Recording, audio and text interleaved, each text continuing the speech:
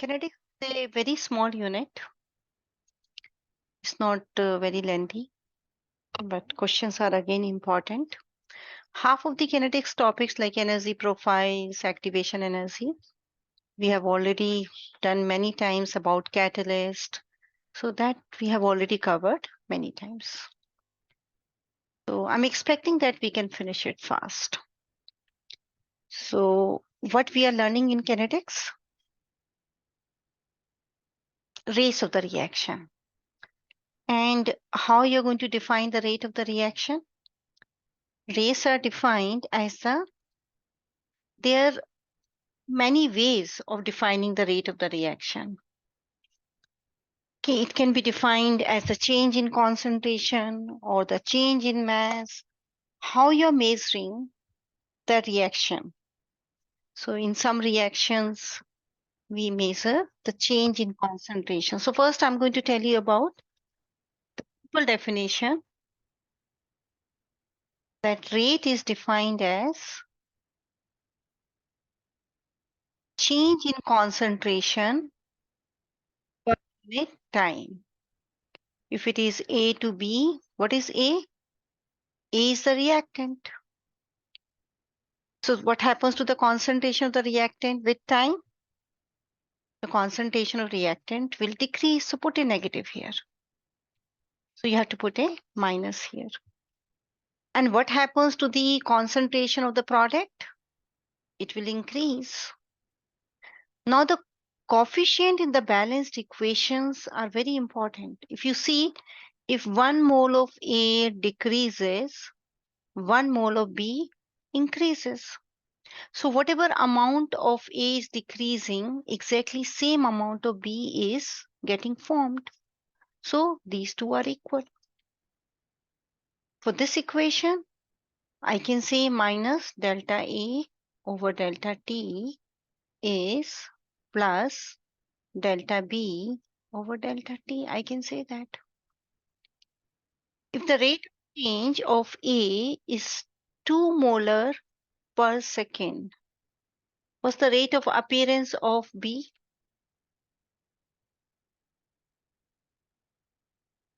What's the rate of appearance of B? Same. Check the units, molar per second, because I'm working with concentration. This is molarity, time in seconds, molar per second. That's the unit of rate, molar per second. So when the coefficients are same, then the rate of appearance and disappearance are same. But if I make this coefficient as 2, let's say 2b, then do you think these rates are equal? No. In that case, the rate of disappearance of A will be exactly half of the rate of appearance of B. B is double. Agreed? And if I say the rate of disappearance of A is 2 molar per second, this one is 2 molar per second. Can you tell me what is the rate of appearance of B? The rate of appearance of B, it will be 4 molar per second. Yes.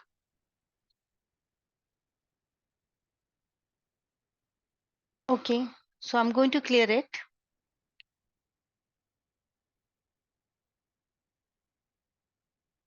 Now, we are going to do some questions. So this is first set of questions. Look at this balanced equation. So when you look at the balanced equation in this one, what is the rate of disappearance of O3? What's the relation between these two? You will say this, take this coefficient in the denominator like this, and this coefficient in the denominator like this. This will help you in the exam. Now in the question, what is given? The rate of disappearance of ozone. What is given? This thing is given. So minus delta O3 over delta T is given. How much? 9.22 times 10 raised to power minus 3 ATM. This time they are measuring change in pressure per unit time. See, pressure per unit time. So rate has this unit. This is pressure. So I'm going to put pressure here. Change in pressure, right? So you can measure the rates in terms of change in concentration or in terms of change in pressure. So what's the answer here? Yes, this is given. I can use this equation. So what is the rate of appearance of O2?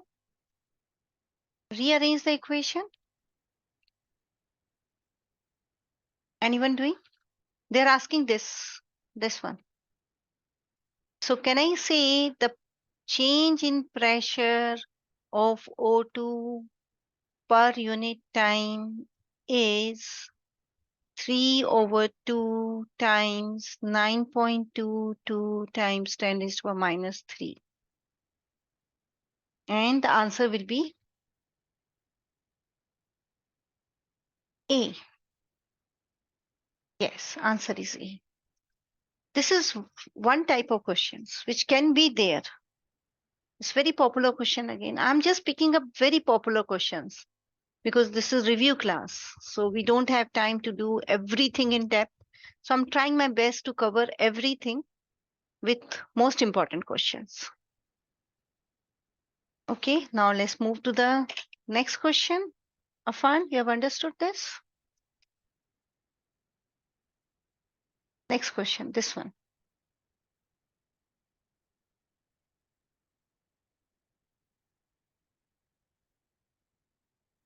Here,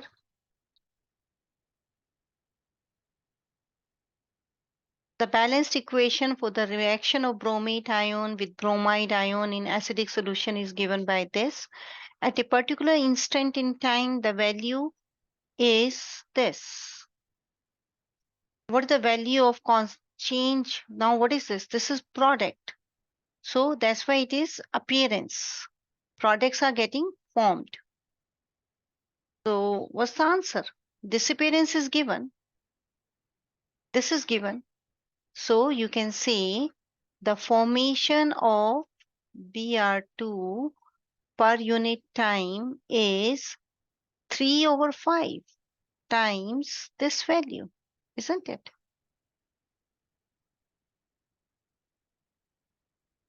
Am I right? Afan, you're understanding this? How I did it? How I did it, Afan?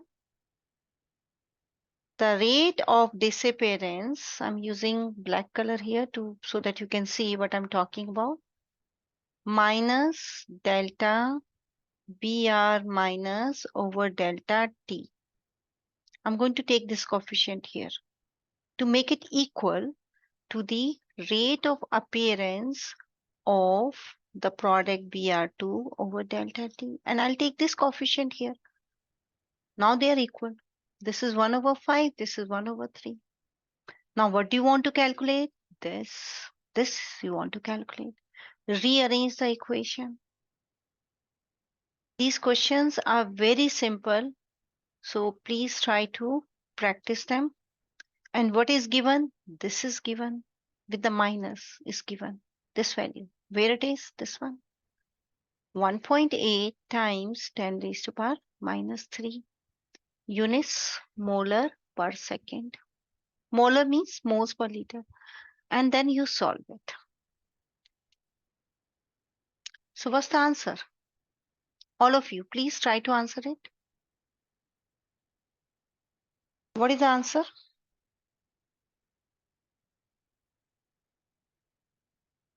Sanjana is saying A. Is she right?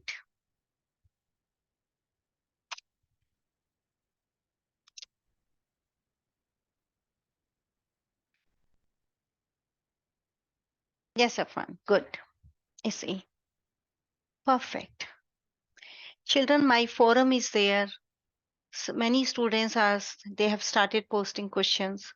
If you have any problem in posting the question, do let me know. Please don't expect me to give answers on WhatsApp because there are so many students And if I start answering on the WhatsApp, I have to stop my teaching. I have to stop all other activities. You post it on the forum and you will get your answer. You have to wait for the answer. Okay. So that's about your first concept. Second concept, the graphs. If I draw this is the reaction. You can see the reaction here. This one. This is the reaction. Okay, let's draw the graph of this reaction. If I draw the graph of concentration of Br2 versus time, the graph is going like this because Br2 is the reactant, it's decreasing. But if I draw for Br minus, then the graph will go like this with more slope, double, right? The graph will go like this. Check here, like this. The slope will be double because the rate of appearance of Br minus is exactly double of rate of disappearance of Br2, right? This is your Br minus. And what about CO2? Same, but the slope will be slightly lesser. This is CO2, CO2, because CO2 is same as Br2. Br minus is double of CO2. What about H plus? H plus will also have the same kind of graph. This is H plus. This is Br minus. They are getting formed in equal amounts. So you have to understand these graphs. Concentration versus time. Okay. Most of the time we are working on the rates and they are measured experimentally. So in this unit, you are going to handle many experimental data. This is experimental data. You can see time versus concentration of Br2. So what you are doing? You are measuring the change in concentration and time. So when you're performing the experiment, when the time is 0, concentration is this, like this.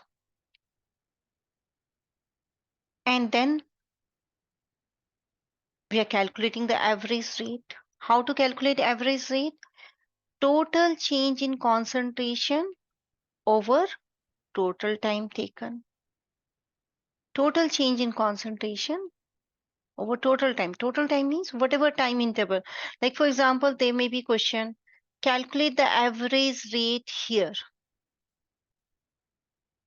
Then what is the average rate? It will be the change in concentration 0.00710 minus 0.00846 divided by total time. Change in time, this change, this delta t. That is, how much is this, children? Those who have eyes here, they can answer fast. How much is this?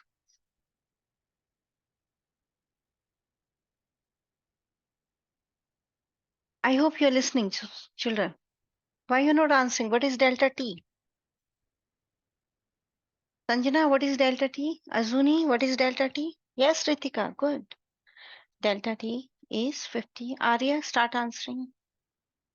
It's 50. What will be the units of this average rate? Units? Molar, molarity per second. Because you are working with concentration. If you are working with concentration, molar per second. If you are measuring something else, you are measuring pressure, then pressure per second. No, Arya, molar per second. Molar first and second next, right? Now, how to measure the instantaneous rate? The graph is like this. They may ask you this question. The graph is like this. This is the concentration and this is time. What does it mean? What does it mean? Why? What is the difference if the graph is like this? or the graph is like this. What's the difference? Understand this difference. When the graph is a straight line, then slope is constant. Slope is constant. And what is the slope? Slope is the rate here. Why? Because you know that what is slope? Slope of a line is delta y over delta x. If I say this is y and if I say this is x, then delta y over delta x. And what is delta y over delta x in our case here? Is the change in concentration, this concentration over delta t. And what is by this definition? What is it defined as? Rate. So it means if it is not a straight line, then the rate is not constant. Rate is changing. Initially, the rate is very high. Can you see the change is very high? High change, high rate. But slowly, the rate is decreasing. You can see here instantaneous rates which are measured at a particular instant. Like at 100 seconds, you draw a perpendicular like this, 100 seconds, pick up this point, draw a tangent, and take the slope of the tangent. Slope of the tangent. The value is this. At 200 seconds, the value is this. At 300 seconds, the value is this. Is the value same? No, it's different. Here it is 2.96 times 10 raised to a minus 5. Here it is 2.09 times 10 raised to a minus 5. Here it is 1.48 times 10 raised to a minus 5. Is it increasing or decreasing? It's decreasing. So the graph clearly indicates that rate is not constant. Rate is decreasing with decrease in concentration. You're understanding this? So they may ask you question based on graphs. As I said, there are different ways of measuring concentrations, different ways of determining the rates. Initial rates, anyone? Initial rates. Meaning of initial rates.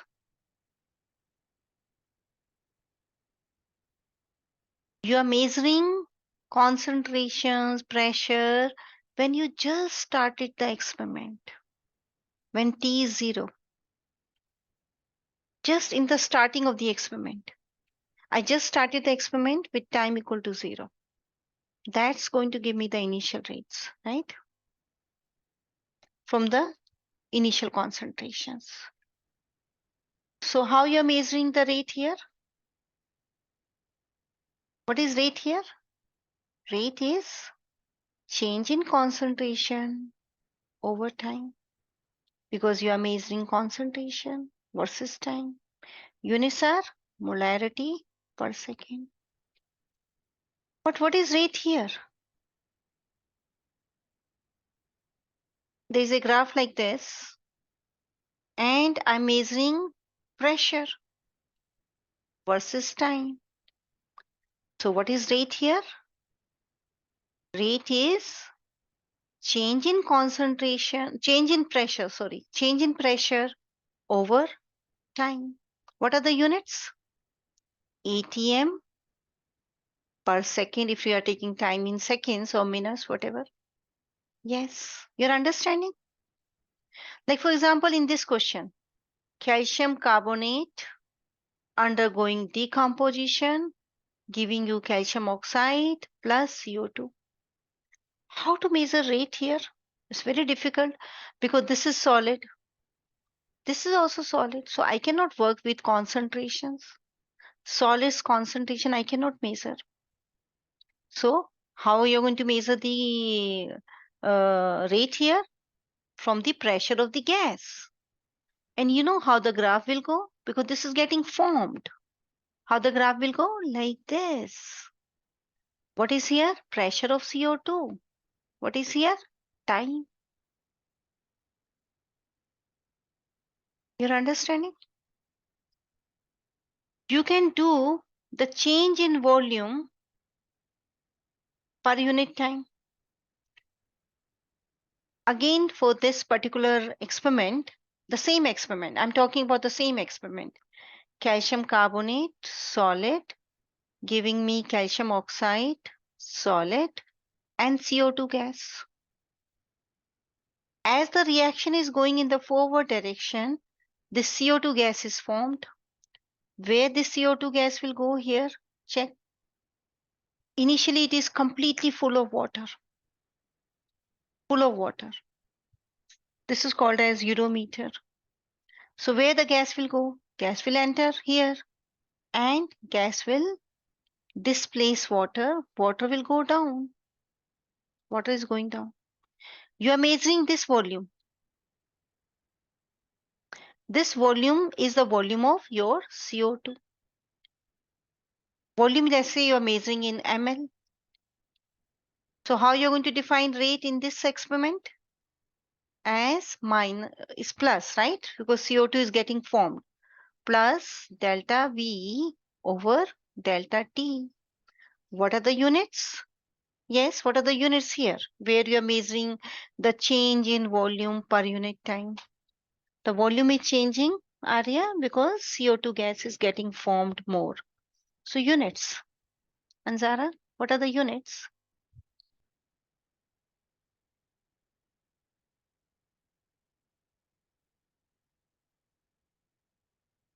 Azuni, why meter? No,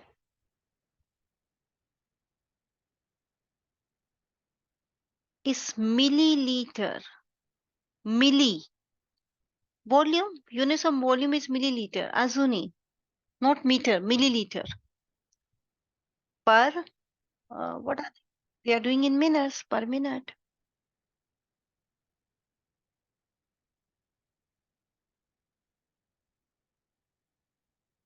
right? Okay, now let's see next one. Again, the same experiment. We'll do the same experiment. Okay, they are doing one simple example they have given. You can measure the change in mass. Like here, they are burning a candle, combustion of candle. Candle is hydrocarbon. It's a chemical reaction. So when the candle is burning, gases are released, CO2 and water vapors. So what will happen to the mass of the candle? Will reduce. So you are measuring the change in mass of the candle per unit time. So what's the rate here? Delta mass over delta T. That is grams per second. How many grams are changing per second or minute? So you're understanding that experimentally, whatever change you are measuring, that will be the part of the unit. Okay, now this one we have already done in unit 1 as Beer's-Lambert's law. If there is a colored solution like Br2 is colored, this is Br2. This one, Br2. Can you see how the color is changing? And this is Br minus. So the intensity of the color is changing. What does it mean? Intensity of the color is changing. That reaction is going in this direction. Br2 is decreasing. Br minus is increasing. So how to measure the rate from the intensity of the color? By using absorbance. And we have done, and we are going to review it, Beer's-Lambert's law.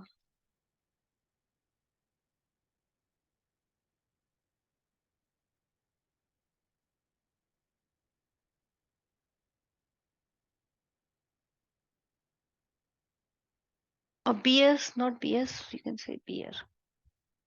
Lambert's law. That we have done in unit 1. There is an experiment and we did the graphs and so many questions, errors, everything. So in that we are using this equation. Absorbance is epsilon, which is a constant CL. So this is one of the lab question in the AP examination, right? So here you can see the concentration. So as concentration changes, what happens to absorbance? Absorbance changes. So as concentration is decreasing, absorbance is decreasing. So what are you measuring? Delta A over delta T. But A has no units.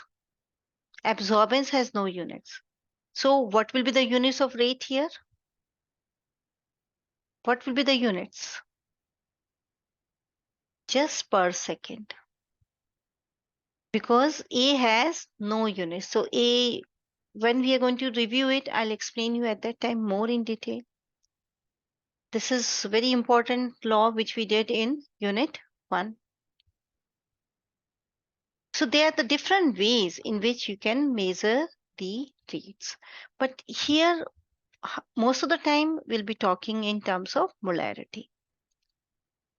So now rate laws. This is one method to determine the rates. You are talking about the average rate of the reaction, instantaneous rate of the reaction, experimental data is given. This one. And from here, you are calculating the average rate and instantaneous rate. This is one way. And you can perform different experiments to know the rates of the reaction. These are the different ways. The most important is rate laws. And there will be plenty of questions on the rate laws. We have done plenty of rate laws question earlier also. I have shared this particular slide here just to make you understand that every part of every point of this slide is a multiple choice question. Every point. You can see this in my notes also. So rate laws are always determined experimentally. You will not look at the balanced equation and you will not going to work out, oh, this is the rate law. No, never. Right? They are always determined experimentally. The order of the reaction, like for example, this is the equation. What's the rate law? It is K, the rate constant K, concentration of A raised to power X, concentration of B raised to power Y. This X and Y has nothing doing with these coefficients. That's what is written here. The order of the reactant is not related to the coefficients in the balanced equation. They have no relationship. Order has to be determined experimentally. So we are going to do questions based on that.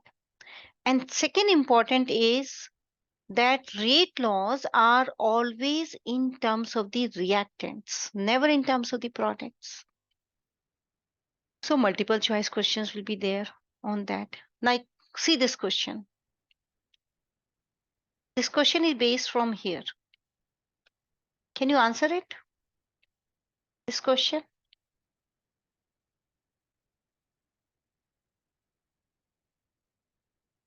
Mm-hmm. Yes, that's the answer. Why? Because it cannot be this, it cannot be this, it cannot be this, it cannot be this. Because here products are involved. These are products, right? These are products. So this is the only possible rate law. Can you answer this? Again from here.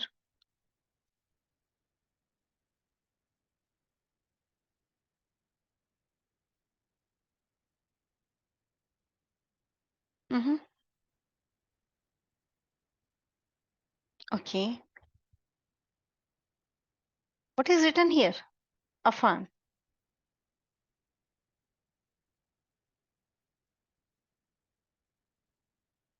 How can you determine N and M? From the formulas? From the balanced equation? No, no, no. Are you going to some kind of educated guess? No. It's E, Afan. See, you're going to do by experiment. You're going to determine this by experimental way, right? I'm going to clear it. Aslisha is there in the class? No. Please, children, now is very high time. Stop missing the classes. Don't be dependent on the recordings. What you can learn in the live class is not possible with the recordings. How to determine the order of the reaction? So before we start, to understand how to do these type of questions, which will be there in the free response or multiple choice, let's try to understand the meaning of the order of the reaction. For example, there is a reaction. A is giving you B. So what is the rate law which you are going to assume here? That K times concentration of A raised to power X. That's the rate law. So every time you have to assume the rate law first. So I've given you the reaction. So I'm going to assume the rate law. K is the, what is K, children? Rate constant. And what is A here? Concentration of the reactant. X, order. Agreed? So let's understand the meaning of order. So I'm giving you some experimental condition. I cannot determine order just by looking at the balanced equation. No, that's what is written there. So I need some experimental data. Here is the experimental data. Concentration of A in experiment 1, 2, 3. I performed 3 experiments. Initially it was 0.1. In first experiment, 0.2. This is initial concentration. This means when the time is 0, initial 0.3, not zero point 0.3, let's make it as 0.4. And here is the rates, measured rates. I measure the rate by using that different concentration. I can use titration. There are so many ways of measuring the rate. So rate initially for the experiment 1 was 0.01 molar per second. For experiment 2, 0.01 molar per second. For experiment 3, what's the order here? Is the rate changing when you are doubling the concentrations? Is the rate changing? No. So it means it is rate equals to K times concentration of A raised to power 0. Order is 0. Why? Because rate is not changing. If I place 0 here, then rate is just equal to K, isn't it? So what are the units of this K here? Units of K. Same as rate, molar per second. Yes. Use capital M, Azuni, Sanjana. Now I'm giving you another data. Data is the same. Experimental data is the same. But this time, this is 0.02 and this is 0.04. So when I double the concentration, what is happening to the rate? What is happening to the rate? Doubled. Same here. You can say this is, let's say,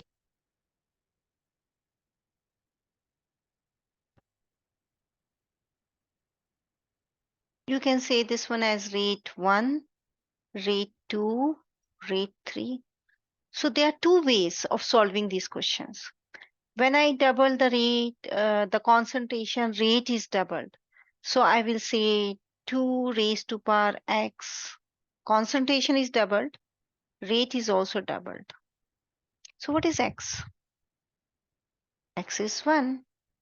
So when they are 1 is to 1, if concentration doubled, rate doubled, order is 1. We need some mathematical skill to understand this. But if you are not able to make it out, then you just take the ratio. What is rate 2? 0.02. Rate 1, 0.01. Take the ratio. Equals to K times concentration of A in rate 2, 0.2 over ratio. I'm taking the ratio. K over 0.1. What I'm doing? I'm going to plug in values here, right? Rate 1, K will remain K only. A is 0.1. Rate 2, A is 0.2. Take the ratio of rate 2 with rate 1. What are you getting? 2. K cancelled. What are you getting here? This is raised to power x, right? The rate law is why I've written 0. It should be x. Oh, I think that was the example, first example. That was the first example. This yellow color is the first example. This is the rate law which we have assumed. I'm working with this rate law now. So K cancelled. What is left? 2 raised to power x. So what is x? So when concentration doubled, rate is also getting doubled. Order is 1. So what's the rate law, children, for this part? Rate law is K times concentration of A raised to power 1. What are the units of this rate constant? Work out the units. Yes. Who is going to tell me the units of rate constant? Aditi. Aditi, how was your test? You had that final test of in the school. How was it?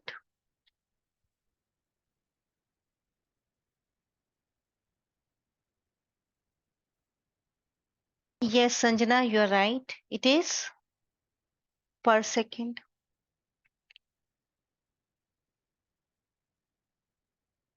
Is this any problem here in working out the units? Rate is molar per second and concentration of A is molar. Molar cancelled, so units are per second.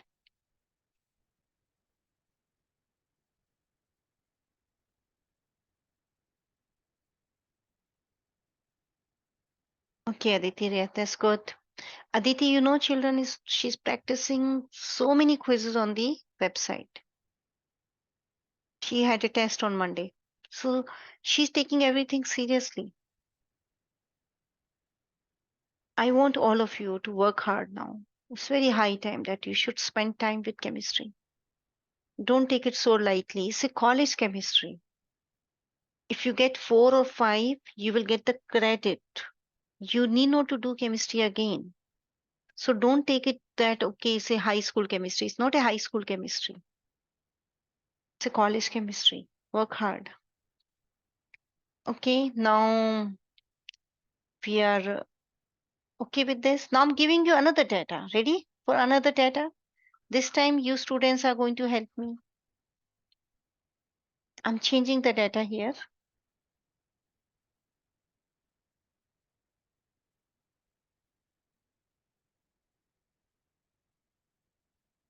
This is rate 1. Rate 2 is this. And rate 3 is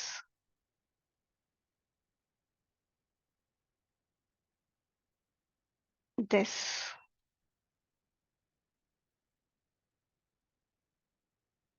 Okay.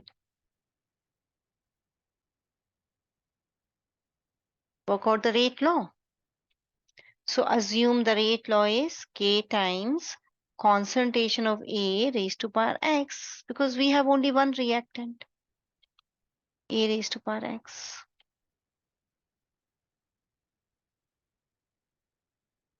Aim is to get X. Sanjana has already worked out. So when you double the concentration, again we are doubling it. When we double the concentration, what is happening to the rate? It has become 4 times.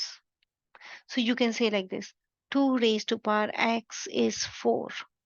Means 2 raised to power x is 2 raised to power 2. So what is x? 2. See here also, when you double the concentration, rate has become 4 times. I think I'm doing error here. It should be 0.16. Rate has become 4 times, right? Is it understandable? You can do mathematically also. Take the ratio of the rate 2 with rate 1. You will get answer here as 4. Then K times rate 2, concentration of A is 0.2, and concentration in rate 1 is 0.1 raised to power x. K is here also. K cancelled. Get the value of x. You can do in this manner also, mathematically. Or you can simply say the rate has increased 4 times. So it means second order. Is it okay? One more question. There is a reaction A to B, and the rate is K times concentration of A raised to power 2. The initial experiment 1 is zero point 0.1 molar, A is zero point 0.1 molar, and rate is 0.03. That's the rate, molar per second. Molar per second. Second experiment, I've increased the concentration 3 times. Question is, what is the rate? Can you work out the rate? So when this has increased 3 times, how many times this should increase? How many times? If it is order 2, it should increase 3 raised to power times.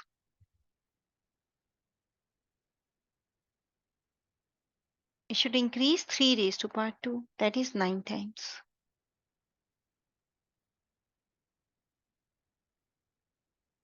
So what's the new rate? This is a very popular question. They will give you the rate law this time. And they will give you experiment 1 initial rates, and they will ask you to work out the rates for the second experiment. So answer is 0.03 times 9. So that is 0.27 units molar per second. Take care of the units. Okay, now you have seen that the units of K depends on the order of the reaction. Order. If it is zero order, units are molar per second. Or you can write it like this: moles per liter per second. Molar means moles per liter. If it is first order, it is just per second. If it is second order, anyone? Second order means it is 1 over molar second.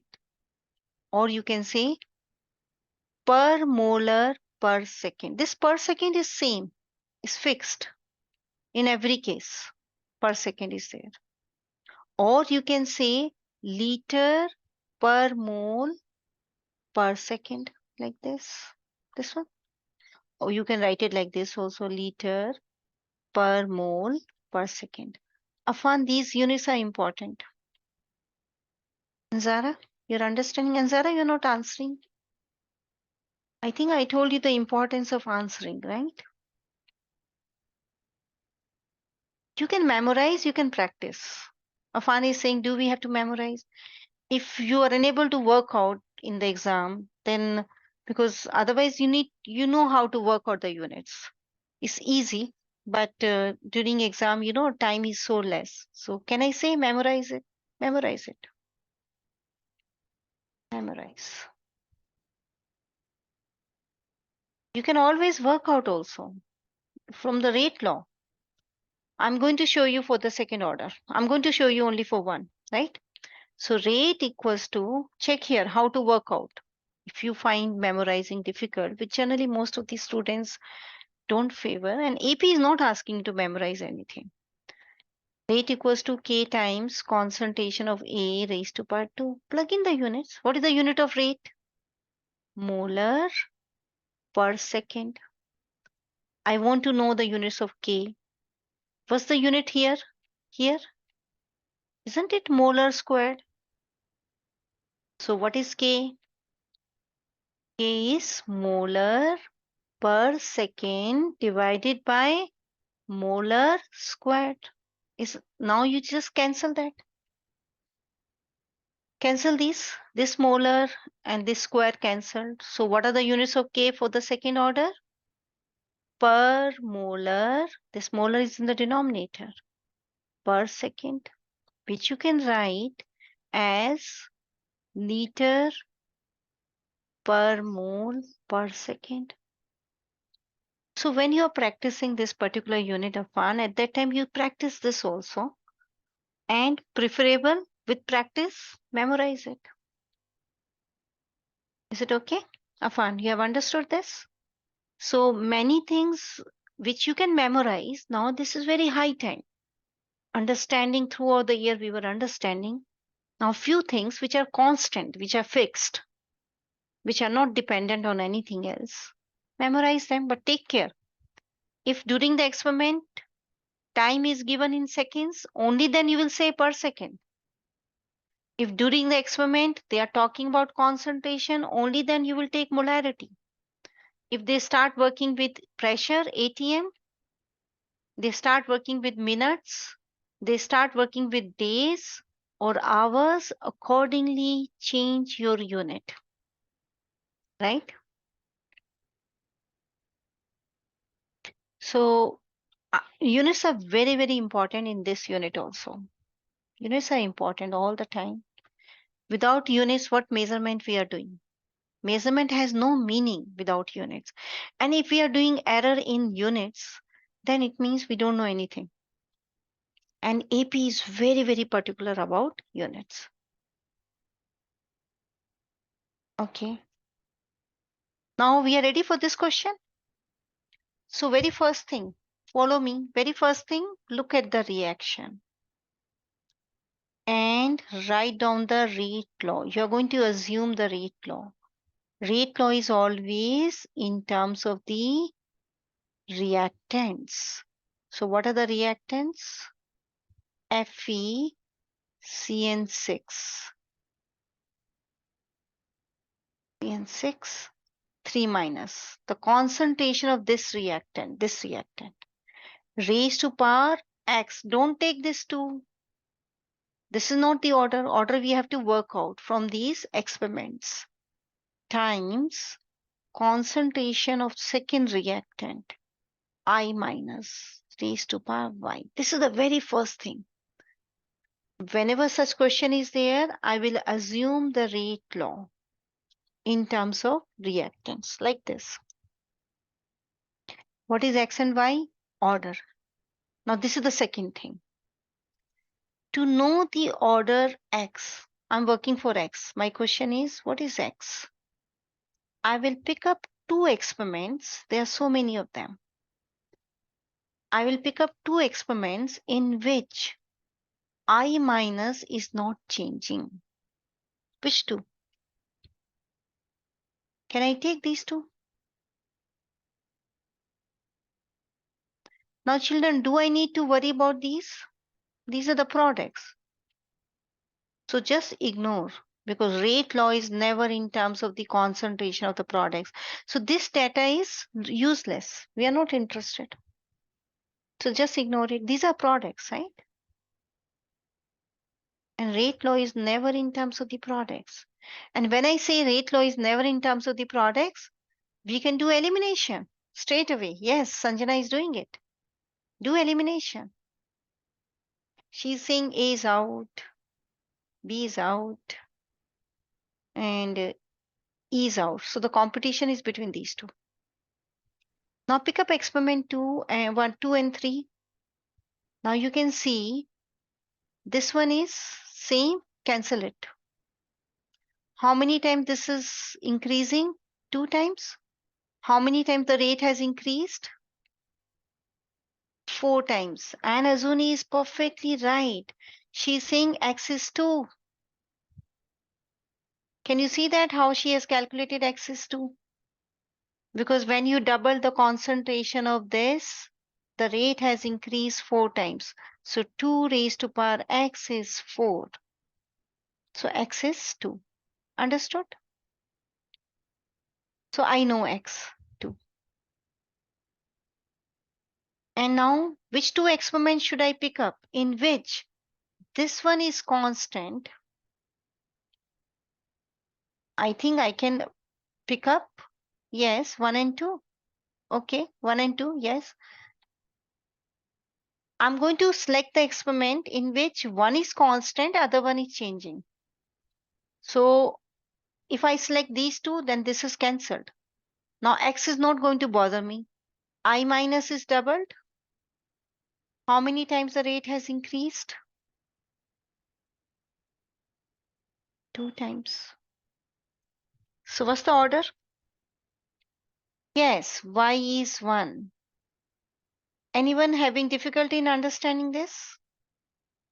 Ariba? Ariba, you are not answering again. Ariba, you're there?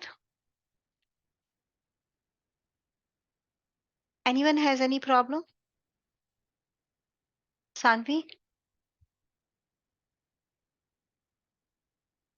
Sanvi, you joined quite late, so we are doing kinetics. Sanvi, are you there? Okay, you understand this. Sanvi, I have not seen your questions. What problem you are facing? You stay back in the class today. When I end the class, stay back for 5 minutes. I'll show you how to post the question. You can post one in front of me. Okay? I know that you have plenty of questions to ask. You are doing quizzes, and I'm very happy the way you are working hard. Definitely, this can give you a 5 in the examination. You will get a 5 if you are doing questions. Okay, just take it, write down. This is the writing on the sky. If you are doing work, if you are doing questions, then you will get 5. Otherwise, don't expect, because not doing anything and expecting 5, not feasible in AP chemistry. AP chemistry can give you 5. I generally getting 5 from many students every year. But I have seen one thing in them. They were doing quizzes throughout the year. They were. It's not late. You can start today. Okay, so what's the answer, children? C? Okay, good. So are we okay with the rate laws? One more question here. Now you selected the rate law, right? What's the overall order of the reaction? What's the overall order of the reaction?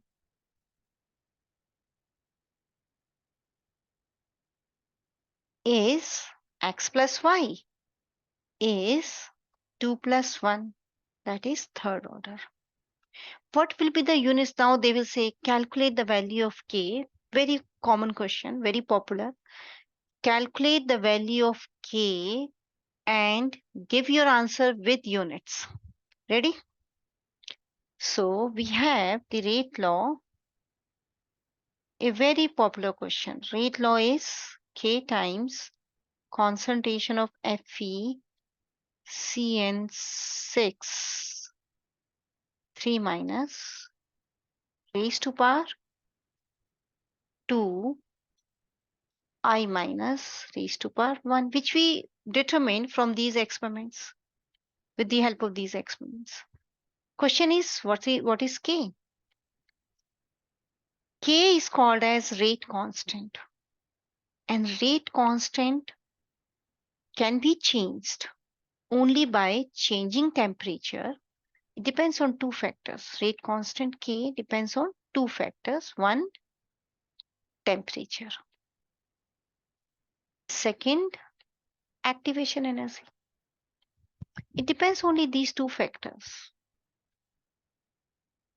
We are going to do this here, relation between K, activation energy and temperature. See this part. If I'm performing my experiment at the same temperature, all these run I have done at the same temperature, then K value is same. I can pick up any experiment. Let's say experiment 1. Plug in the values. What is rate here for experiment 1? 1 times 10 raised to power minus 5. K I want to calculate. What is the initial concentration of this? 0.01 raised to power 2. I minus 0.01. What is K, children? Azuni, is this the value of K? Okay, you are calculating.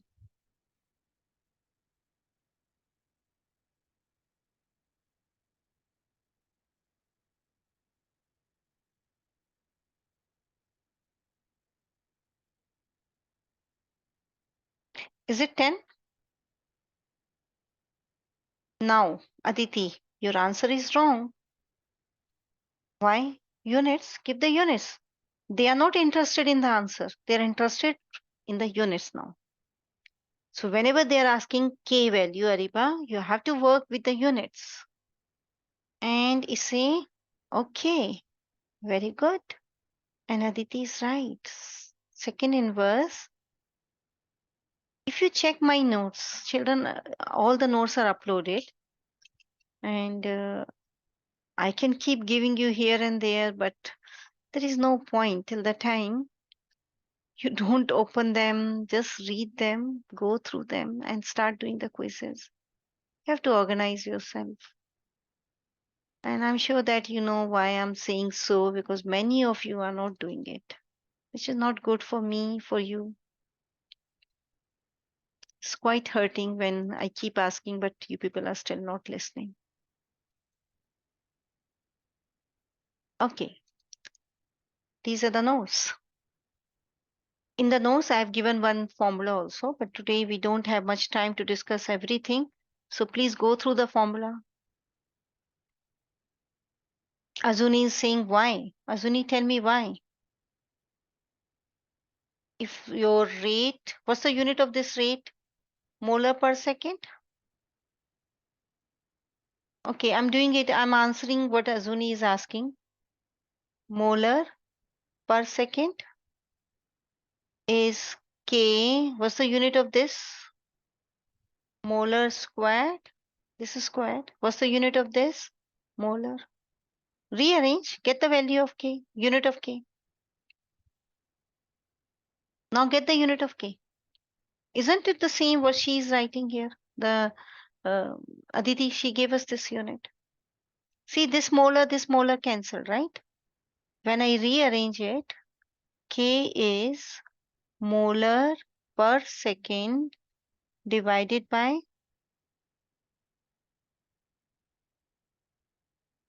molar squared times molar. Molar cancel. So what the unit left? So you remember, Afan, you said that do we need to memorize? Yes, you can memorize 0, 1, 2. But this question can be there in the exam.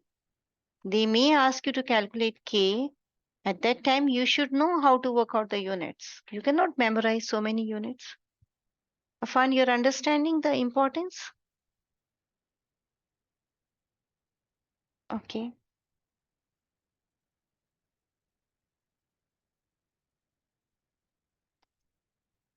Okay, so that's about the rate loss. So how many types of rates we have done? Okay, let's go back on the first slide. We have understood average rate, that total change in concentration over total time taken. We have understood instantaneous rate on the graph. Just draw a tangent at that particular instant and calculate the rate of the reaction. Second, these rate laws, they are always in terms of the reactants. Order is how many times the rate has increased on increasing the concentration of that reactant. If you double the concentration, rate is doubled. First order. If you double the concentration, rate has become 4 times. Second order. If you double the concentration, rate has become 8 times. Third order. Like this. Practice it. Okay. And that's the meaning of the order of the reaction. Then units of K, then questions, how to solve these type of questions. And if I double the concentration and nothing is happening to rate, zero order. Units of K, how to solve different types of question. Every question has a way of solving it. Now I'm coming on the next important method of working with the rate laws. This time we are not going to write down the rate laws. We are going to write down the concentration versus time equations. We are going to determine the rate law using concentration versus time equation. Okay, these equations will be given to you. So I'm going to show you equations here. They will be given to you in the exam.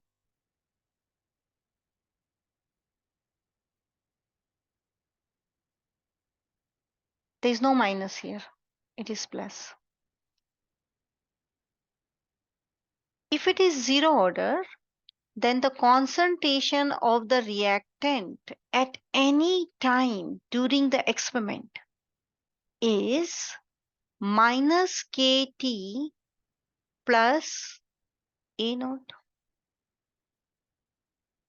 This equation will be given to you in this format in the exam, which you can understand that it can be written like this. Agreed?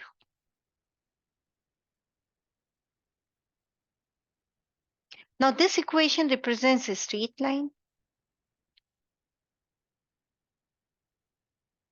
If I draw a graph of concentration of A at time t, any time t during the experiment, versus time, see, y equals to mx plus v, y. What is y? Y is concentration of A, the reactant at time t. What is m? Minus k. What is x? T. What is b? A naught. What is A naught, children? What is A naught? Initial concentration. Yes, when the time is zero. Yes, Ariba, very good. Initial concentration. So when you draw the graph, how the graph will go? It will go like this.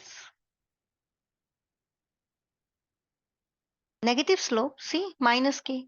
What is the slope of the line? Is minus k. Right, and what is this intercept? Concentration of A when the time is zero. Initial concentration. That's the meaning of the, if you find that you will read the question very carefully. In the question, they will give you some information. And in that information, if they are saying the plot of concentration of the reactant versus time is like this. So what's the order of the reaction? Zero order. They told you the order of the reaction. So you have to read the question, you have to collect the information, and from there you are going to determine the order of the reaction. Is it clear? Okay. So the equation is concentration of A at any time t is minus kT. Children, if you are writing these equations, please put plus here. They all are there in the notes which I have shared. And they will be given to you in the exam. A naught. Now explain half-life. What can be the half-life? What's the meaning of half-life of a reaction? When the initial concentration, this one, you started with initial concentration, some initial concentration. It is the time which is going to make the initial concentration exactly half. We call it as T half. So what is T half? It is the time taken to make the initial concentration exactly half. Like for example, if I say the initial concentration is 2 molar and after 10 seconds the concentration is 1 molar. So what is the half life? 10 seconds. Then you can call this as half life, right? The time taken to reduce the initial concentration exactly to its half. Okay. Now half life of a zero order kinetics. You can work out. Now you have understood that at half life, your amount left, this one, is this. Plug in this here. Rearrange the equation. T1 over 2. Rearrange the equation and you will get half life of the zero order kinetics, this one. This equation will also be given to you. If there is a question, they will give you the equation. Okay. So generally, zero order kinetics half life, they are not interested. They are more interested in the half life of the first order kinetics. Now, what is first order kinetics? In first order kinetics, your equation will be ln at, equation will be given to you in this format, minus kt plus ln a naught. Can you see I'm changing the format? Because I want to put this equation in the format of straight line. Now, all of you, please, here is a question. Can you tell me what should I write here? What should I write here and how the graph will go? And it's a straight line. What is my y-axis? What is y-axis?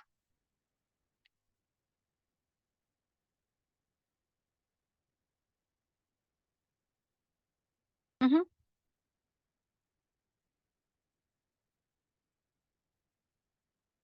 Yeah, this. What happened? Cannot answer it? I just explained you zero order kinetics and we made the graph.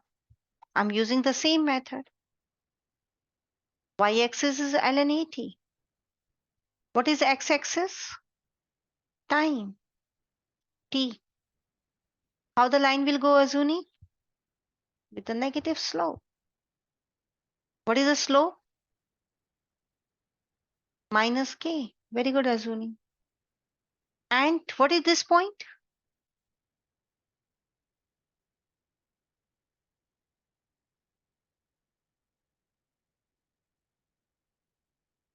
Yes.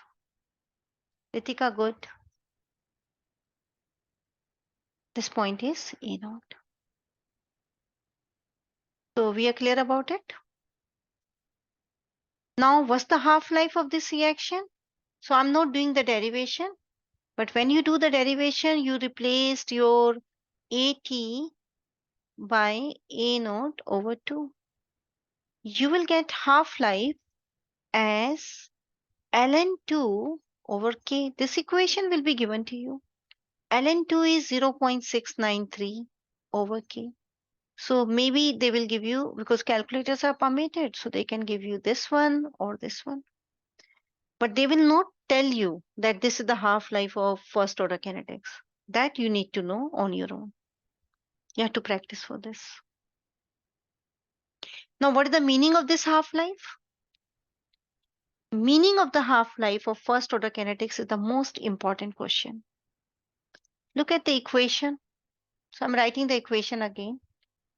Equation, we need not to memorize. It will be given to us. T half is 0.693 over k because ln 2 is this value. You can use your calculator. You can check. So please, all ears here, importance of this half-life. Is there any variable here? anything which is continuously changing in this equation, Ritika? You know, K is a constant, rate constant, has a fixed value at a fixed temperature. So is there any variable here? Any variable, children? No variable. Half-life of first order kinetics is fixed.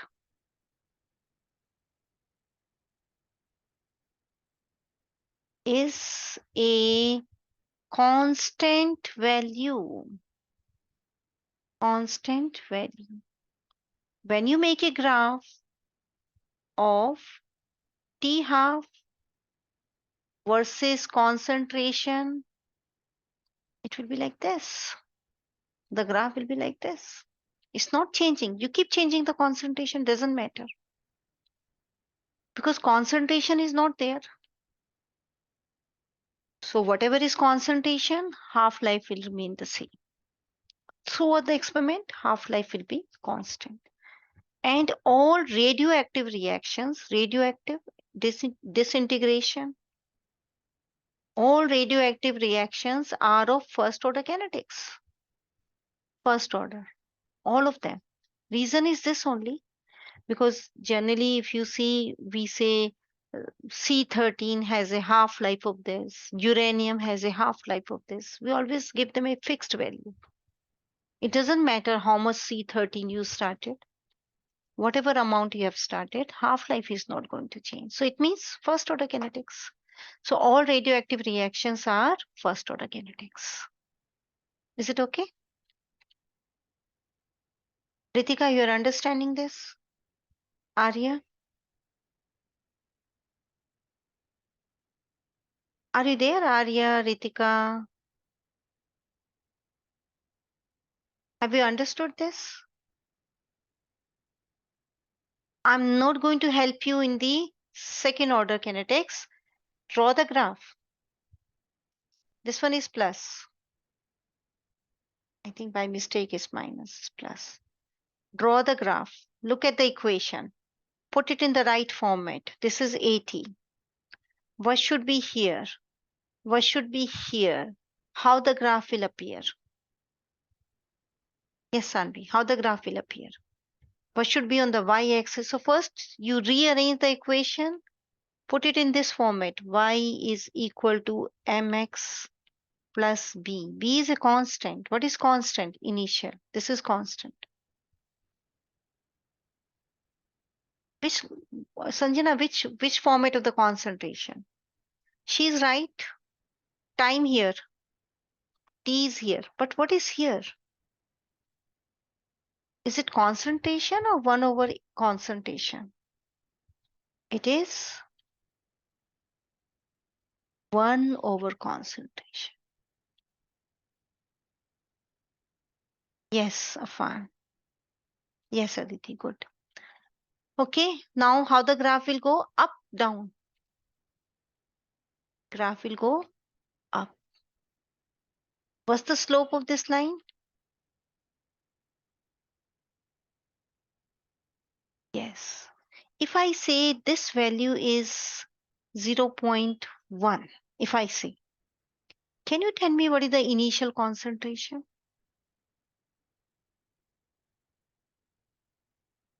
Because this is your y-intercept. And what is 0.1? It is 1 over initial concentration, which is 0.1. Aditi, my question is, what is initial concentration? Not 1 over A naught. So what is initial concentration? Children, be smart in mathematics. 10.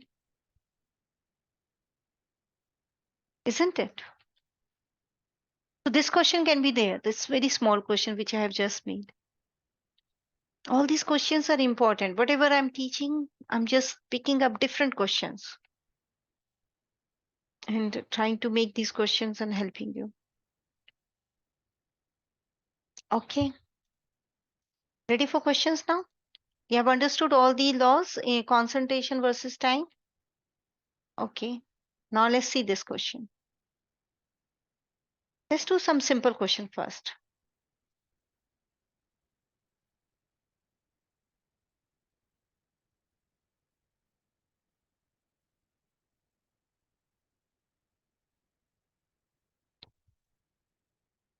Okay, for this question, this one, I'm helping you because this question is rare. I don't think it's so important.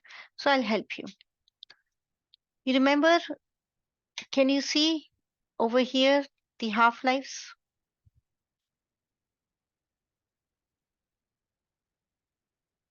The half-life is directly proportional to k or inversely proportional to k in all the cases?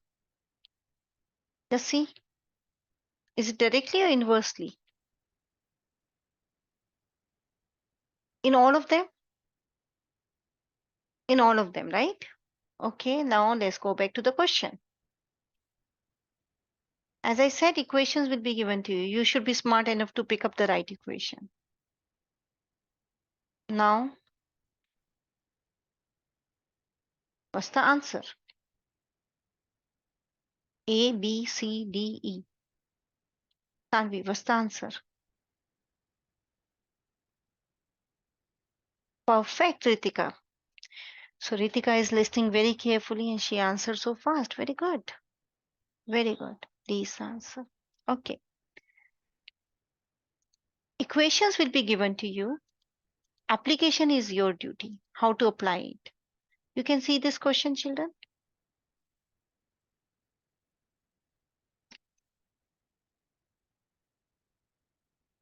One second. I need some space to write, so I'm just making them smaller.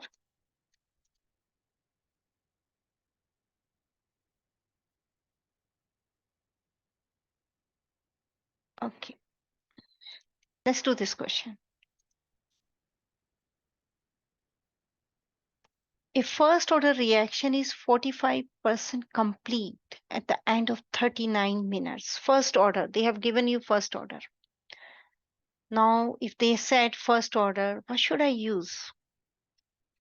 I'm going to use concentration versus time. Why? Because time is given. They are talking about concentrations. They are asking for half-life. And I know that equation I'm going to pick up from the formula sheet, 0.693 over K. This is the half-life of first order kinetics. So what is needed? K. Is K given? The rate constant? No. K is not given.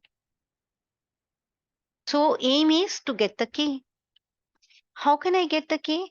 Now I'm going to check all the formulas again and I'll say, okay, I'm going to pick up this equation, first order kinetics. They will not give you the equation, children. They will give you the equation, but they will not tell you that this is first order. Natural logarithm 1 is the first order. Minus kt plus ln a naught. You can rearrange the equation for k. Ready? Let's rearrange. Minus kt is ln at minus ln a naught. Let's take care of this minus, make it plus. This will become minus plus. What is k? You know this number, you remember this logarithm law? X minus ln y. What is it? It is ln x over y. Can I do the same thing here? Yes. ln a naught over at. They may give you this equation for solving this question. But where is t? Here. Now plug in the values. Is time given? 39 minutes.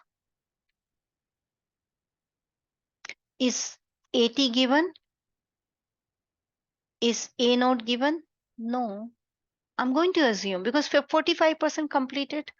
So it means I can say a naught is 100%.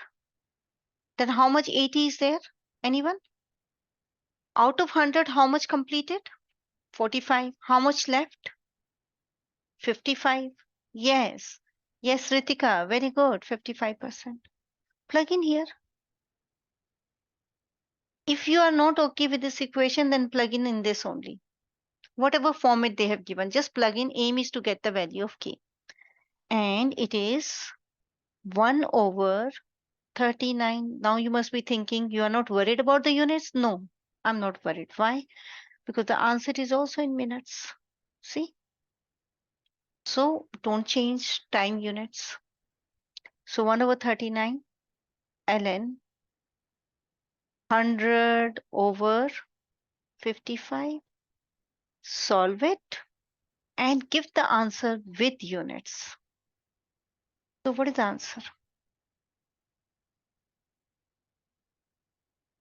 And give me the units. It's first order kinetics. Take care. Afan, units of k, rate constant. Aditi, Lisa, where are you? I cannot see your name. Lisa, you're there? You're not answering anything, dear. But you're not answering. You're understanding everything?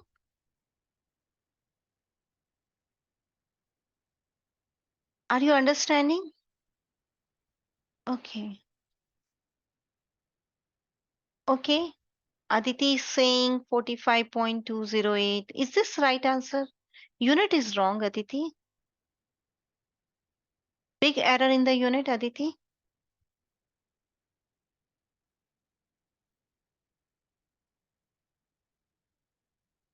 Yes, it should be in minutes first thing. But is this answer correct? Okay. You want me to do because no one is confirming. Please do it fast. You have to plug in this way, the way I have written, just in the same format. Plug in your computer calculator.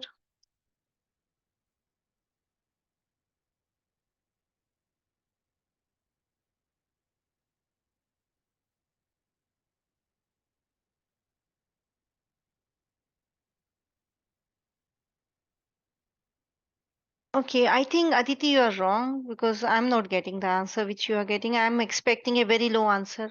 So Azuni, I think you are telling me wrong exponential because if I'm right, I'm getting 1.5 times 10 raised to a minus 2.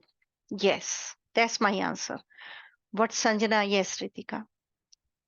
So time is K is 1.5 times 10 raised to a minus 2. Afan, you're not doing any calculations per minute. Afan, you're not helping us in calculation. Oh, she was giving us the final answer.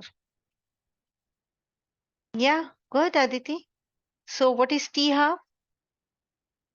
0.693 divided by 1.5 times 10 raised to a minus 2 per minute. So answer will be in minutes, and I think Aditi is right, is 45 minutes.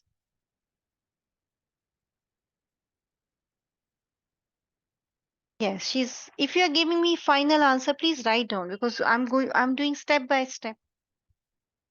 Yes, Sanjana, good. Yes, yes, good. Lisa, you're also getting the same answer? Okay, let's do the next one.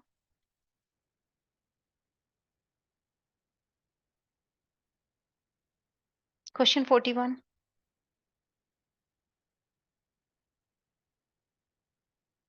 This one. Okay.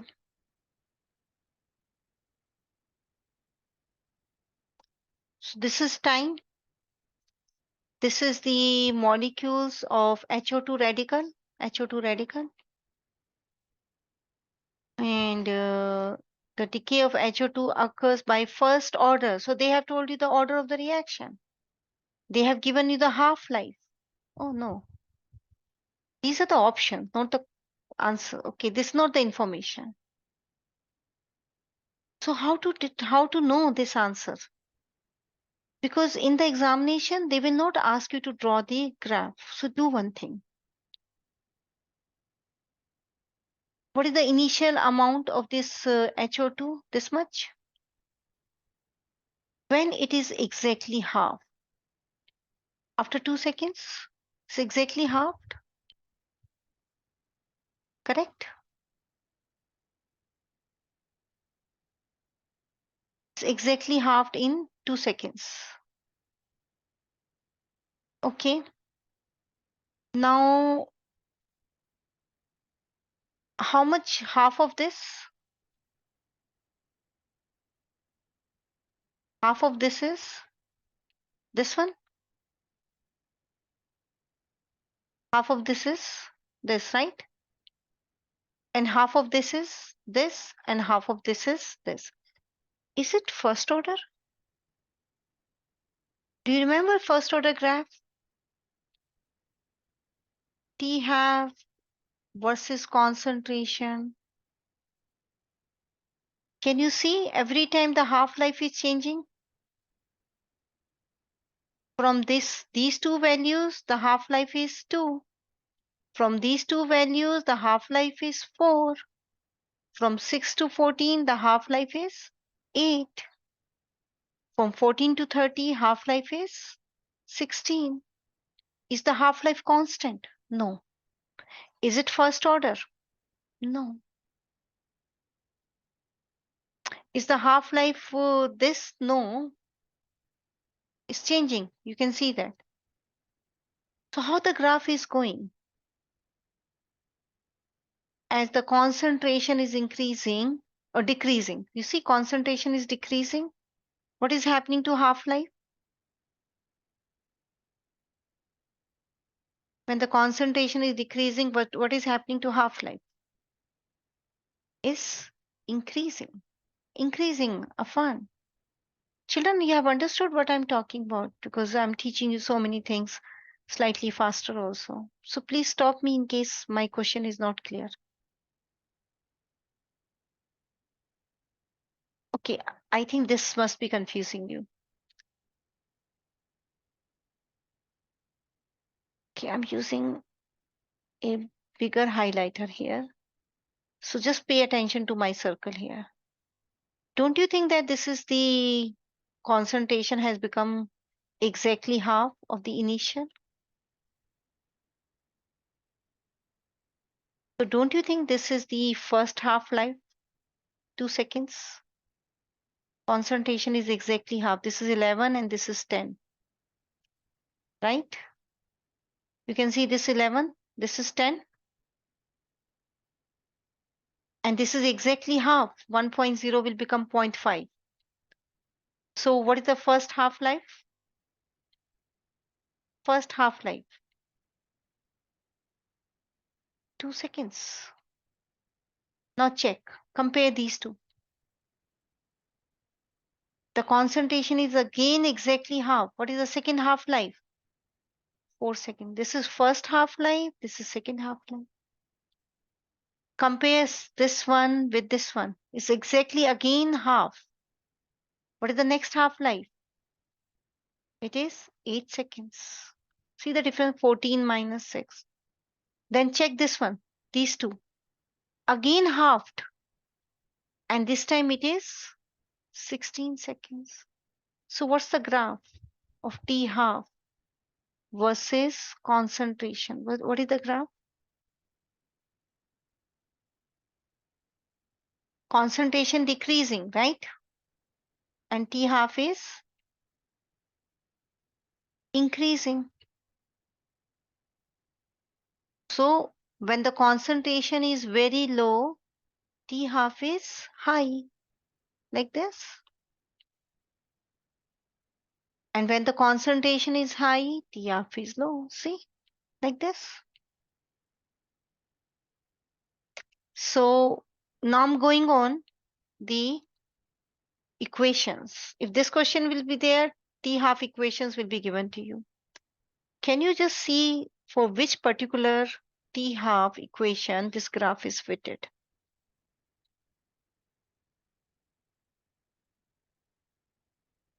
This graph represents which T half? Zero order, first order, or second order?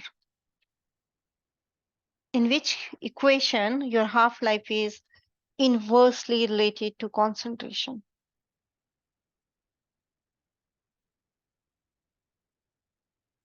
This one.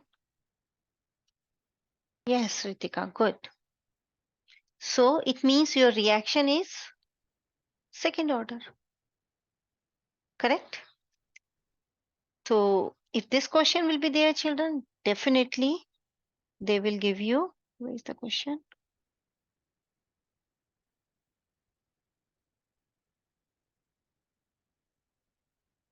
Yeah, this question, 41, right? If this will be there, then definitely they will give you the equations. You can easily compare. Just think about this is something which will be new for you. How to work out different half lives. So option A is out, B is out, C is out because this is natural logarithm, which means first order. The rate of reaction increases with time. No, never. E is the right option. 1 over HO2 versus time is a straight line. This is for second order.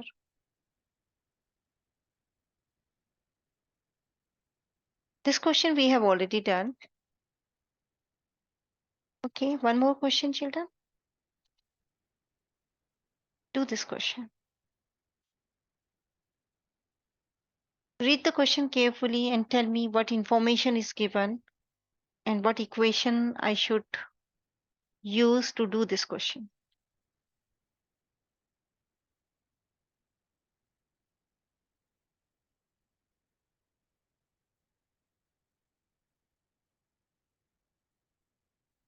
In the question, they have mentioned anything about order.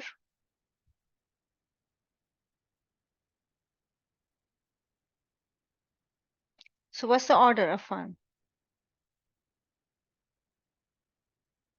Yes, good. And do I have to use rate law or that concentration versus time? Which equation should I use? You're saying order is one, so I know the rate law. Rate equals to K times concentration of N2O5 raised to power 1. First order is written. Or should I use this? ln N2O5 T minus KT plus ln N2O5. This equation will be given to you in the exam. Should I use this or this? That's the next thing which will trouble you. Read all the information and tell me which equation is preferable here. What are they asking? What all is given? How can I solve it? Yes, Ritika. Ritika, you are answering very well today.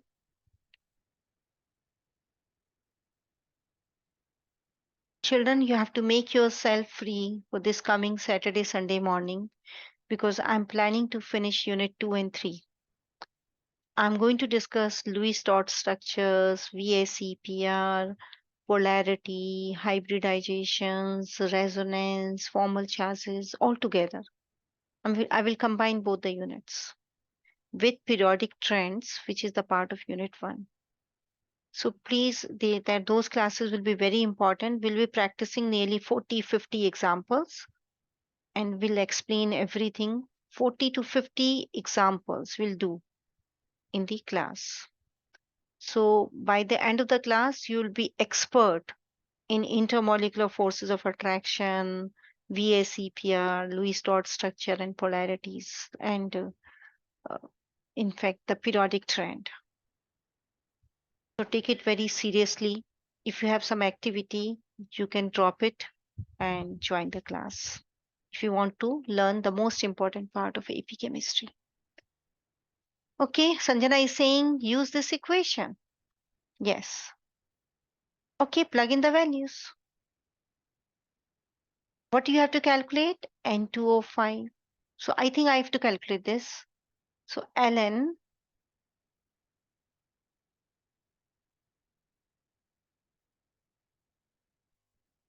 to calculate this. Is K given?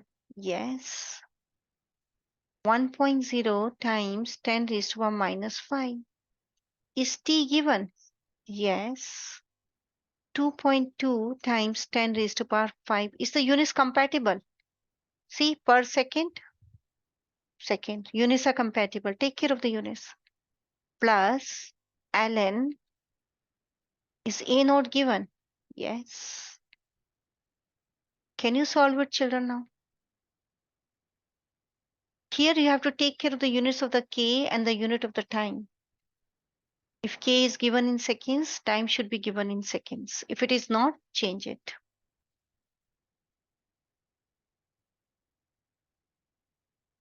Yes. So whatever answer you will get, that will be ln of N2O5.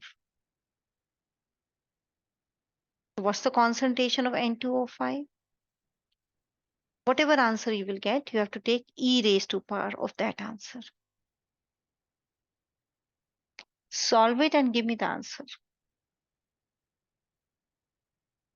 Final answer.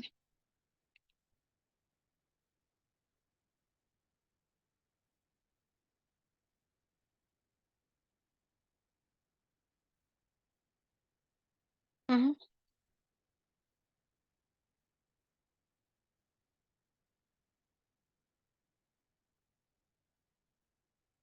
Yes, yes. Because the inverse function of ln is e. So whatever answer you are getting here, put that answer here, e raised to power answer above this answer. Solve it, Azuni, because here the answer is not given in that format. Plug in the calculator, e raised to power this number, and check, is it matching? Because Afan is saying answer should be C. Check, is it C?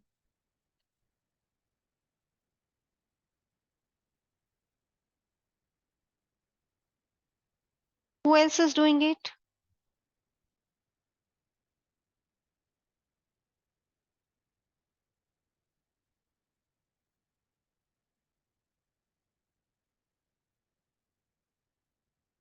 But Azuni, your answer, are you getting the same answer? Yeah, okay, good. So C is the answer. Perfect, Afan. You are the first one today also. Very good. Be the first one to answer here. That will help you in the exam. And we are done with the concentration versus times. This is the most important part, mathematical part. Now, what left is can go very fast because half of the things we have already done. In the first slide, we discussed rates as average rates, concentration, change in concentration per unit time. Second, we discussed rate laws in terms of the reactants. Then we discuss about concentration versus time graphs and how to determine the rate laws from there. Third is elementary steps.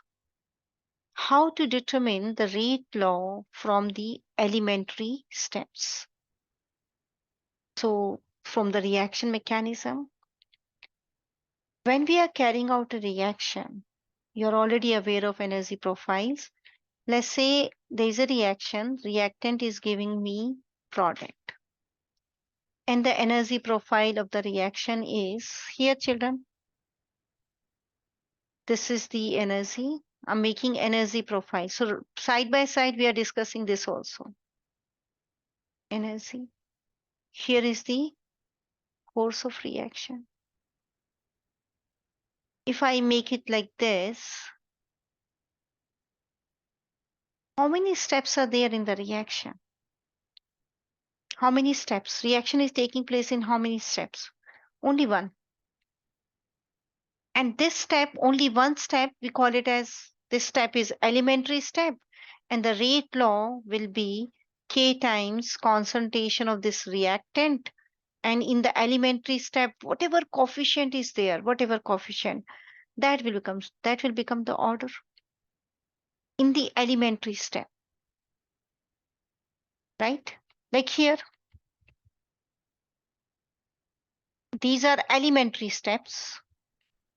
A is giving me product. So energy profile is this. And the rate will be K times concentration of A. What's the coefficient here? 1. So 1. Only in elementary steps. What's the rate law here? K times A. What's the coefficient of A? 1. So 1. B. 1. If elementary steps are given, for all these elementary steps, the graph is One single step, maybe exothermic, maybe endothermic. Single steps. These are single steps. These steps cannot be further divided. Is it clear? But if I give you a reaction, A is giving me B and B, 2B is giving me C. What's the overall reaction, children? Overall reaction. This 2B, 2B cancelled. So 2A is giving you C. That's the overall reaction. Now understand this word. The one which is cancelled is actually formed and then used up. It is formed and used up. Agreed? Is called as intermediate. Yes, intermediate. So intermediate is something which is formed up and used up. I'm making the energy profile. It has two steps. So here is the energy and here is the reaction. I'm starting with A.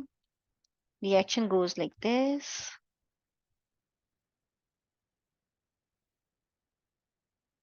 Can you tell me this, if this is A, then this is C, this is the reactant, this is the product. Where is B? Where is the intermediate in this diagram?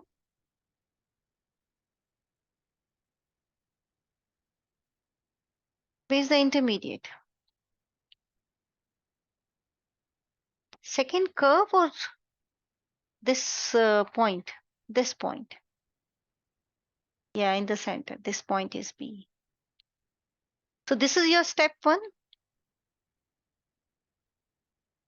and this is your step 2. These are two elementary steps. Two elementary steps. Can you give me the rate law for step 1? What is the rate law for step 1? Rate equals to K times A raised to power? Yes, please. Yes, yes. This coefficient will decide now because it's elementary. That's why. It's, I don't require experiment. I look at the elementary. They have to give me information. They will say, okay, this is elementary step. Then I can write on the rate law. This is second elementary step. What is the rate law here? K times concentration of B raised to power 2. Out of these two steps, one is this, A to B. Second is this, B to C. Which one is fast and which one is slow? Which step is fast and which one is slow? Think about activation energies. B is fast. Yes, second step is fast. This is fast. And the red one is slow. And this is the rate law of your overall reaction. This overall reaction has a rate law of K times concentration of A raised to power 2. So the slow step, the one with high activation energy, is the slow step. It is the one who is going to determine the rate law. Read this line very carefully. Rate determining step. So they may ask you which one is the rate determining step. Is always the one which is slowest. But how will I come to know which one is slowest? Yes, anyone? How will you know? Okay, Sanjana has already written a very good statement because it has higher activation energy. So which one is the slow step? How will you determine the slow step? With the highest activation energy. Ritika, good. I'm going to give you one energy profile. Answer my questions. Afan, energy profile.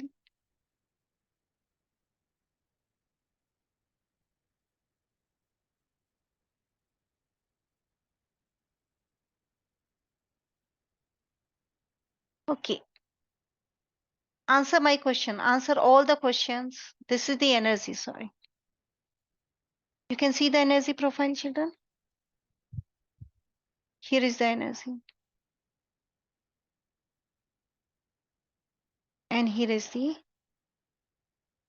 force of the reaction. Aditi is asking a question.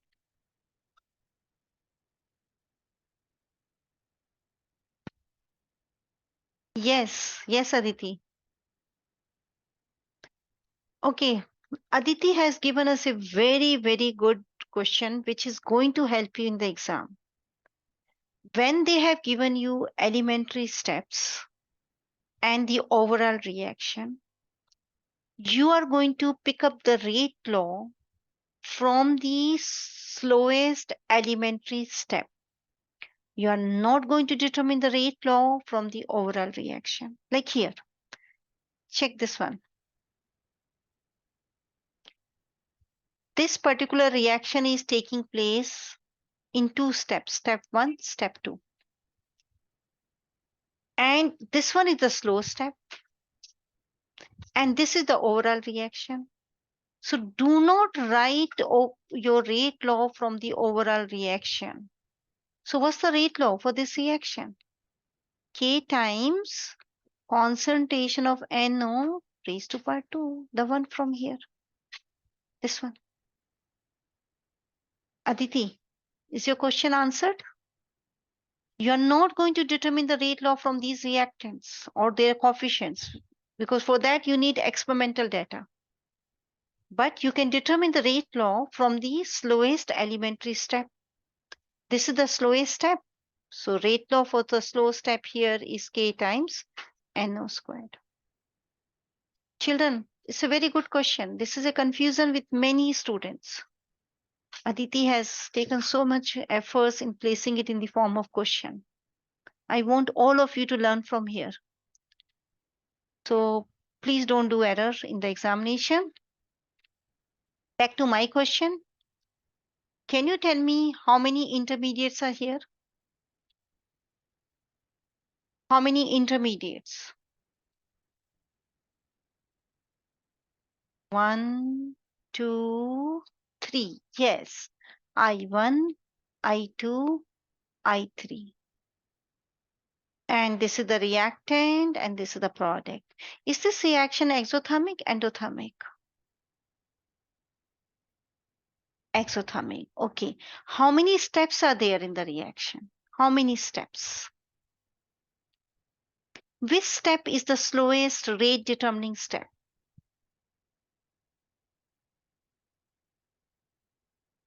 Yes, third step is the slowest. Going from I2 to I3. That's the slowest. And again, the same thing is valid here that the rate laws are always in terms of reactants. So after finishing with this, we are going to do steady state approximation, which is going to tell you that how to determine the rate law for like this step is from I2 to I3. But I2 and I3 are the intermediates. They are not the reactant. So if I say the rate law is K times concentration of I2, but I2 is not the reactant. It is the intermediate. Then we have to remove this intermediate from the step to which in which reactant is there. That we are going to learn here in steady state approximation. So I'll explain you that later on. So that's the meaning of your elementary steps. Ready for some questions?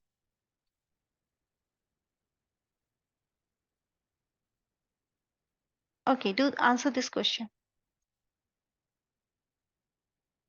Remember, children, there is one more thing before I move on. What is an intermediate? Intermediate is formed and used up. You're not adding it. It is formed and used up. Yes, yes, Afan. Very good. Formed and used up. And what is a catalyst, Afan? Used up. It will never appear in the overall reaction. Intermediate is not a part of overall reaction. And what is a catalyst? A catalyst is added, added and regenerated. Remember this language. So they will give you multiple elementary steps and they will ask you, okay, which one is the intermediate, which one is the catalyst. Both of them don't appear in the overall reaction because one is added and formed again, cancelled out.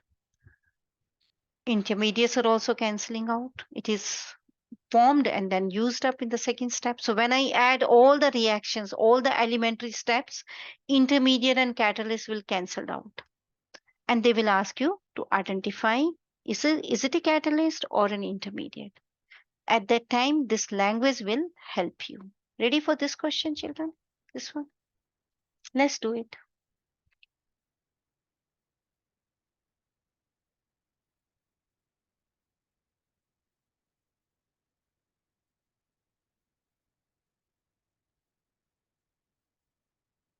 And yes, because it is formed and then used up. Good. Do we have a catalyst here? Is there anything? Just see the overall reaction. Is there anything which is added and regenerated? No. So there is no catalyst. These type of questions can be there. Simple questions. Yeah. Molecularity means in the elementary steps, how many molecules? Okay. Like for example, before we go to the question, like this is elementary step and this is second elementary step. So what is the molecularity of step one? Anyone? Is it unimolecular, bimolecular, unimolecular? No, Aditi. Generally, we write catalyst on the top of the arrow. When you go to higher education for organic chemistry or something like that, catalysts are written on the top of the arrow as H plus is the catalyst like this. They are added and then they are regenerated.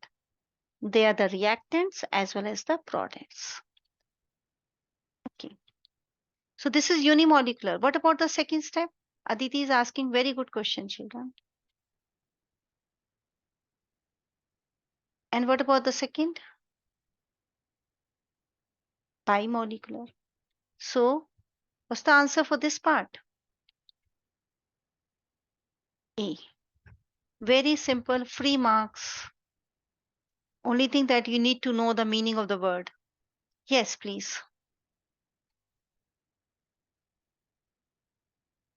These questions are related to this particular reaction. Elementary steps are given. It's a two-step mechanism. Two steps. Energy profile will be like this. You see, the first step is slow. What's the molecularity of step two? Everybody is saying bimolecular, and I agree. Good. Which step is rate determining step? What's the rate law? Give the rate law, children. Remember, rate laws are always in terms of the reactant. So what's the rate law?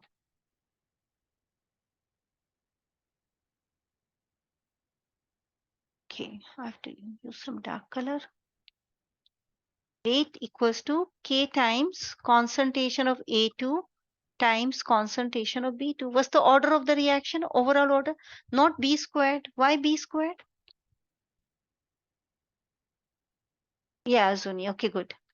It's 1:1, right? 1. This will become the order coefficient of the elementary step. Overall order is second order like this. So energy profile. So these type of questions, they are very simple. Okay. Okay, I'm taking you now on the steady state approximation. Steady state approximation is, I'm going to give you the meaning here. So what type of questions can be there? Simple questions will be there. Like for example, this reaction. Understand this in the form of a question. Check here. This is the reaction. This is step 1. This is step 2, step 3, step 4, step 5. Total 5 steps. If you look at the energy profile, I'm making the energy profile from the information given slow, fast, slow, fast. So the energy profile is, I don't know whether it is exo endo, so I'm just taking it. How many intermediates are there? 4. Total 5 steps means 4 intermediates. 1, 2, 3, and this is 4. Then it means something like this. 5 steps means 4 intermediates. 3 steps means 2 intermediates. That you can understand from energy profile. What's the rate law from this information? What is the rate law? Is K times concentration of HOI raised to power 1. This, oh, no, this is slow. Sorry, I think I picked up the wrong thing. Step 2 is slow. So what's the rate law? K times concentration of H3O2 plus concentration of I minus raised to power 1, 1. Coefficient is 1, 1. This is the slow step. But the problem here is that this H3O2 plus is not the reactant. I cannot take it. It's not the reactant. Here in the overall reaction, sorry. In the overall reaction, is this the reactant? No, it is the intermediate. I have to replace this by this. If I look at this particular reaction, then the rate law for this one is K, if I take it as K2, this one as K2, and this one as K1 over K inverse. This is reversible. You can see reversible, rapid equilibrium. Equilibrium means the rate of the forward direction is equal to rate of the reverse direction. I'll go in this detail later on. Let me give you the simple, tricky idea, how to play a trick here. I'll replace this S3O2 plus from these two reactants. That's it. So what's the rate law? K times concentration of H2O2. That's the trick I'm playing. So intermediates must be replaced by the reactants which are giving you that intermediate. So this is the intermediate, this one. And which reaction is giving you this intermediate? This one, right? This one. So replace this intermediate by these two reactants with their coefficient. Order is this coefficient. So can you answer it from here? What's the rate law? This part, answer it.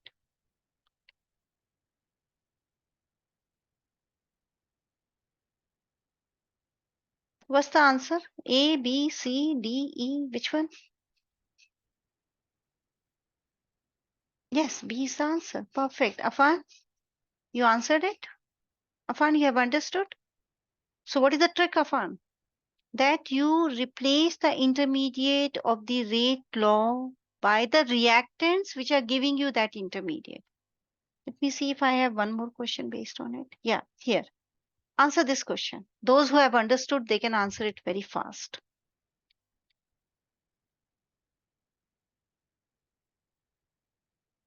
Step 2 is rate determining, so it is slow. What's the rate law? K times concentration of D times concentration of B. Look at the overall reaction. Is D there? No. D is intermediate. Replace this D from the reactants which are giving you D. So K times concentration of A times concentration of B times concentration of B.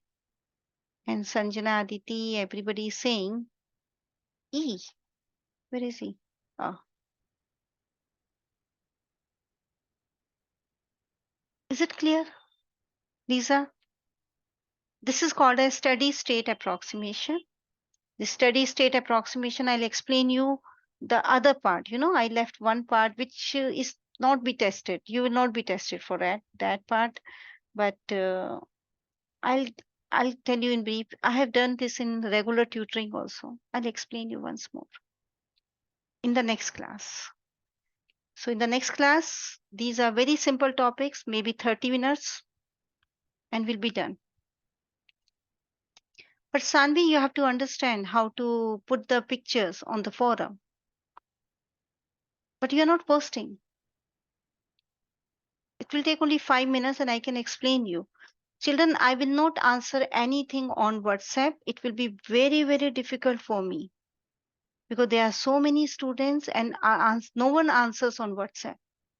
I will answer on the forum because that will be beneficial for other students also. If I'm working hard, then my answer should be visible to other people also.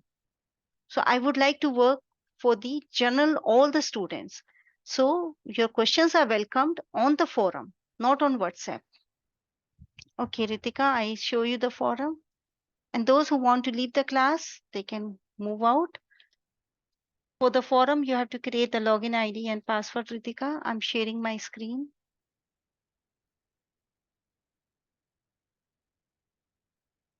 And I'm getting my website. You have seen the website, right?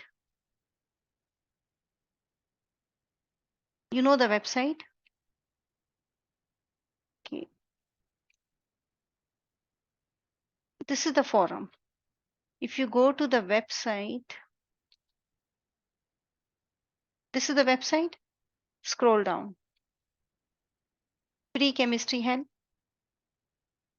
And this is the forum. You have to, uh, right now I'm logged in. Otherwise, you have to create your login over there. Okay. Become a member of this. And then go to AP Chemistry. Those who are old students, regular student, I have already created their login ID and password.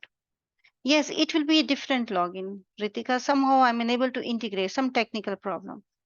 You can create your login ID using the same so that you need not to memorize two different. And the for other students from the regular, those who are with me from last 8, 9 months, their login ID password I have created. It's the same as on the website. So please start using. You can see that here, this is AP Chemistry. You can see these are the questions posted by one of the student from group 3. Can see the question? Why will the voltage be zero? Very good questions. And I'm answering here. You can read them. These are from my website. You can put any question. Only thing is that how to do it. You will, like for example, I'm coming on the home. Let's say I want to put a question on this AP chemistry. So just follow this new topic. Okay, and put the subject A, B, C, whatever, and put the way Dhruv has done. His name is Dhruv. He said, "What's the voltage?" So what, something like that. Put your language there. Click or drag. Click or drag. Like for example, this is the image. And once the image is here, just do it like this and post.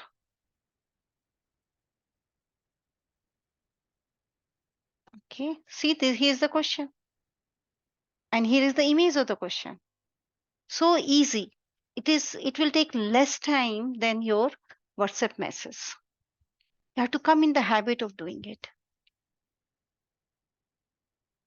Okay. Ritika, I could not understand your question. No, uh, you are in AP chemistry, right? So you put in AP chemistry.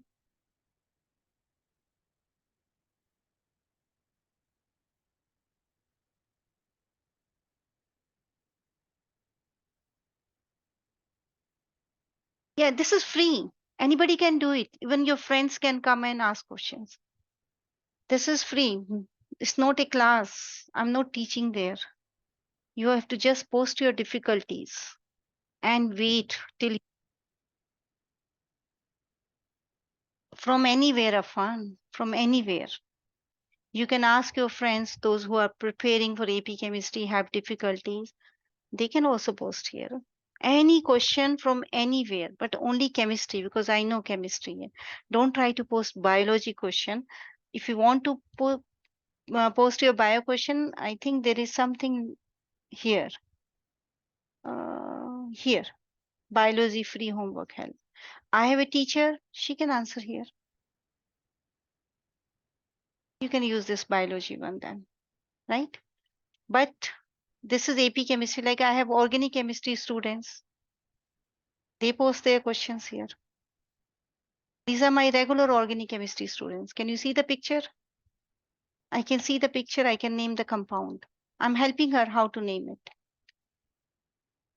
Okay, so it's free. You can put from anywhere. Children, please do join Saturday, Sunday class. I'm going to make you expert in many simple topics of Unit 2 and 3, including periodicity from Unit 1. Okay, see you then in the next class on Thursday.